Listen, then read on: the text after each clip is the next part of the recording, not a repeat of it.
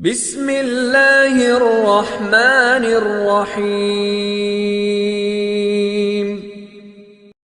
Assalamu alaikum wa rahmatullahi wa barakatuh. Sunday class, lesson number 44, basic religious teachings. Keep your intention right before everything you do. Dear children, simply doing work is not enough, and neither will Allah look only at your work, nor will people look only at what you do. Rather, your intentions and goals will be seen in each work. Whenever you perform any task, always strive to set your intention correctly first. Allah does not just look at your actions, He looks at your intentions behind them as well as. We explain this fact with a few examples. An example often make things clear and easier to understand. The first example is, if you give 10 rupees to a poor person, but you do so with the intention that people will think you are very generous, then those 10 rupees will not have any value. However, if you give those same 10 rupees with the intention that this charity will please Allah and that He will be happy with your expenditure, then know that this act of giving 10 rupees will benefit you. Allah will be pleased with you, and through its blessing, He will increase your wealth and He will certainly reward you in the hereafter. Similarly, if you are walking to a mosque from your home and you think to yourself, people will see me to going to the mosque, they will think I'm pious, I'm the good person. And then after arriving at the mosque, you begin to offer the sunnah prayer and notice others observing you. And you intentionally think they will consider me very good bondsman. Remember, this is showing off. And why shaitan will be pleased, the merciful one will not be. To make the Lord of mercy happy, you must ensure that whenever you leave for the mosque and you arrive at the mosque to pray, keep this thought in your heart that I am praying to please my Allah. Dear children, this is what sincerity means. That is, to do every action solely to please Allah. If you fast, fast for the sake of Allah. If you pray, pray to please Allah. If you recite the Quran, do it to please Allah. If you give charity, give it to please Allah. If you help your friend financially, do so for the sake of Allah. In the verse 272 of the Surah Al-Baqarah, the Quran mentioned this very point. وَمَا تُنْفِقُونَ إِلَّا ابْتِغَاءَ وَجْهِ اللَّهِ. And you shall not spend but to seek the pleasure of Allah. Dear children, if you face difficult situation, if a calamity strikes, if you are deceived or if you find yourself in distress, the patience you show at the time should also be for the sake of Allah's pleasure.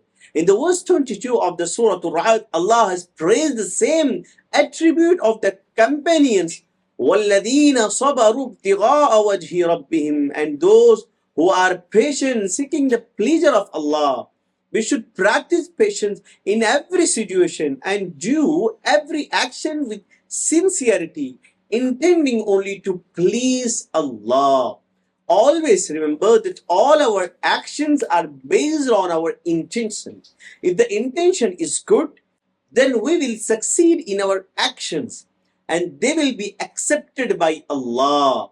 But if our intention is corrupt, then we will fail in our task and Allah will be displeased with it and it will not be accepted by Him.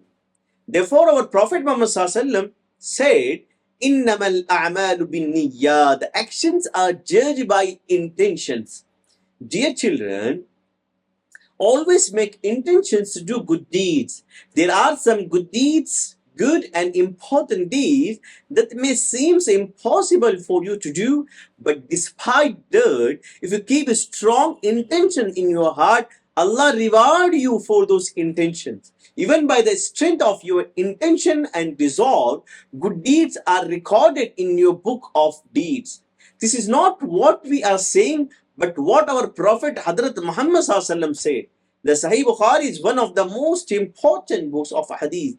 It holds the highest status among all Hadees collection. This Hadees is found in the Sahih Bukhari Listen carefully to these hadiths, understand it as much as you can, and try to grasp it well. Every difficult matter becomes easier to understand through thoughtful reflection. It is narrated from Hadrat Ibn Abbas radiallahu ta'ala anhu that the Messenger of Mercy Muhammad sallallahu alaihi wasallam narrated from Allah has written down both good deeds and bad deeds and then explained them. So, if someone intends to do a good deed but does not do it, Allah writes note for him a complete good deed in his record. And if he intends to do the deed and then actually does it, Allah records for him between 10 and 700 good deeds or even more. Allahu Akbar. Therefore, always make a strong and noble intentions for every good deed.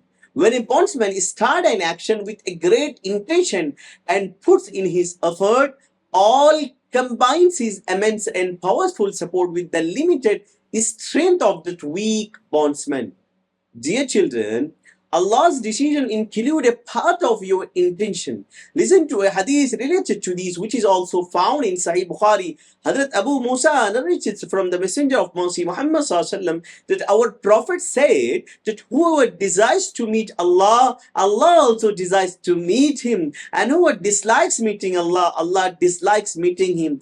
If every Muslim should wish and long for a meeting with his Lord, just as you desire to meet your parents, to meet your relatives, and to meet your friends, in the same way, your heart should also long to meet Allah. The desire for a meeting with Allah and the yearning for Him should be nurtured in our hearts. Allah does not need us. We are the ones who are in need of Him. We are nothing without Allah. Whatever we are, it is because of Allah. It is by His will that we are alive. It is by His will that we are healthy. It is by His will that we are powerful. We are honored because of Him only. It is because of Him that we have got sustenance and will continue receiving it. It is through His will that we have received this beautiful religion, Islam, Alhamdulillah, and you are living your life in Islam. Now, inshallah, we'll explain two verses of the Quran Majid. The first one, وَأَنِيبُوا إِلَىٰ رَبِّكُمْ, and turn to your Lord. No matter what state we are in, we should always turn to our Lord. We must seek closeness to our true Lord in every situation. The second verse is, اجتنبوا كثيرا من الظن.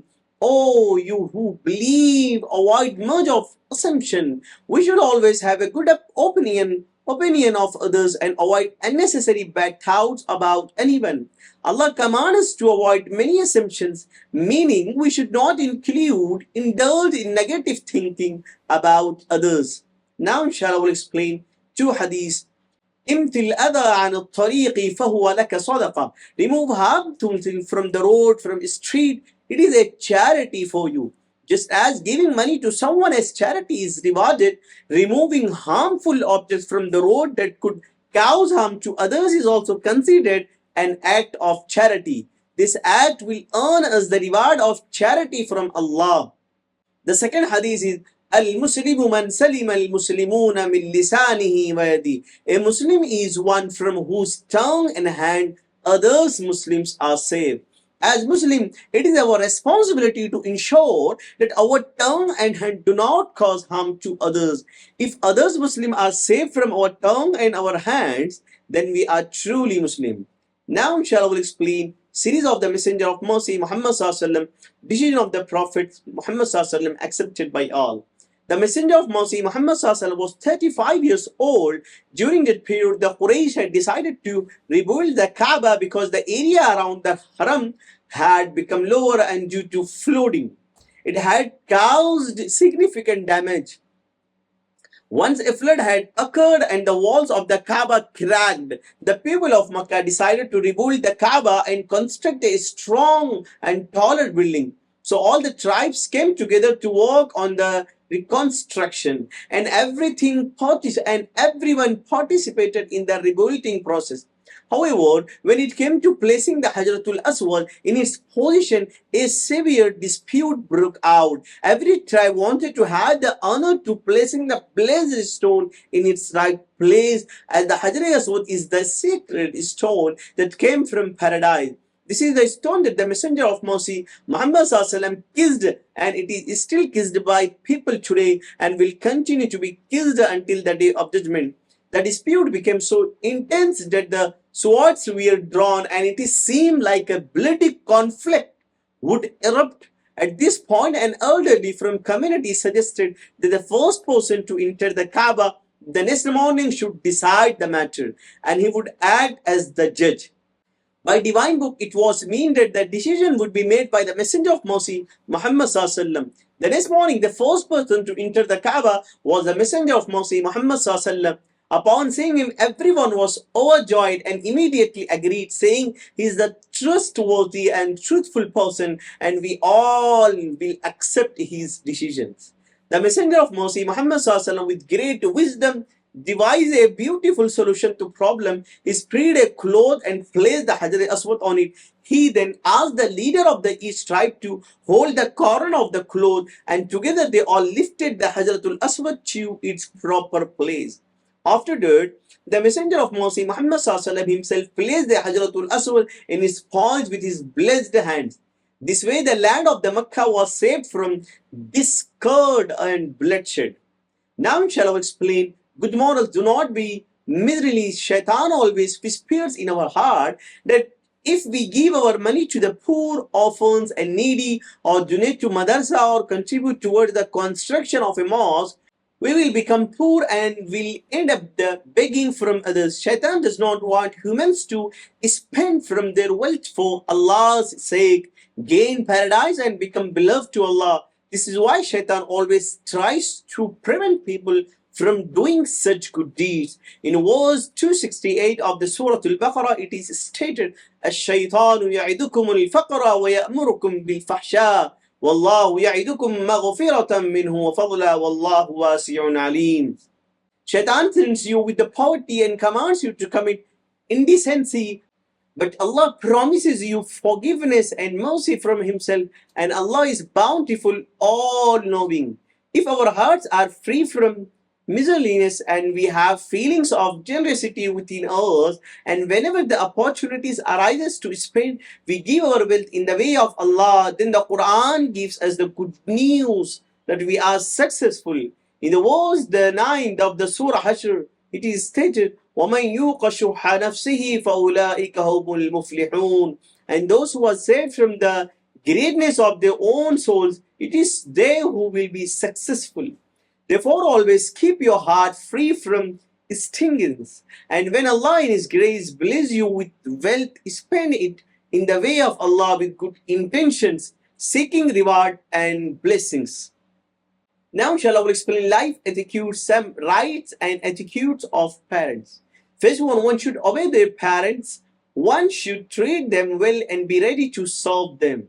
One should give them what they are need as long as they are able. One should continuously pray for them, such as saying, رَبِّ ارْحَمْهُمَا كَمَا رَبَّيَانِي صَغِيرًا. Before going for jihad, preaching, or scholarly travel, one should seek permission from their parent.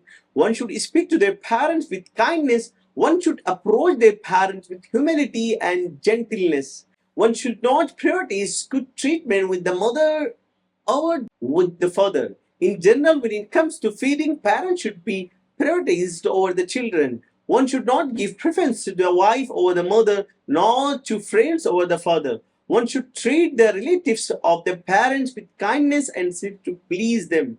Now, inshallah, I will explain Shariat issues Sajda Tilawat. The word Tilawat means reading. These are the certain places in the Quran where reading or listening to the recitation make it obligatory to perform a Sajda.